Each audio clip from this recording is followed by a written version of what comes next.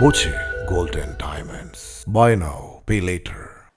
Broadband രംഗത്തെ കുത്തകവൽക്കരണത്തെ പ്രതിരോധിക്കാൻ cable ഓപ്പറേറ്റർമാർ ശക്തി നേടണമെന്ന് സിഒഎ തിരുവങ്ങാടി മേഖലാ സമ്മേളനം അഭിപ്രായപ്പെട്ടു.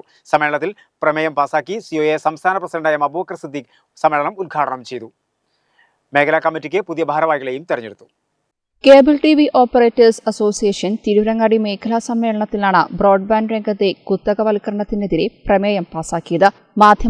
ബ്രോഡ്ബാൻഡ് ഇന്റർനെറ്റ് രംഗത്തെ കുത്തകവൽക്കരണത്തെ പ്രതിരോധിക്കാൻ കേബിൾ ഓപ്പറേറ്റർമാർ ശക്തി നേടണമെന്ന് സമ്മേളനം അഭിപ്രായപ്പെട്ടു. സിഒഎയുടെ തിരുവങ്ങാടി മേഖലാ കമ്മിറ്റിയെ നയിക്കാൻ പുതിയ നേതൃത്വത്തെ തെരഞ്ഞെടുത്തു.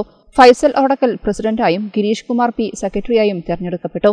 ചേളാരിയിൽ നടന്ന മേഖലാ സമ്മേളനമാണ് പുതിയ ഭാരവാഹികളെ തെരഞ്ഞെടുത്തത്. Abdul Majeed V T joint സെക്രട്ടറിയായും സി മാനു വൈസ് പ്രസിഡന്റായും തെരഞ്ഞെടുക്കപ്പെട്ടു.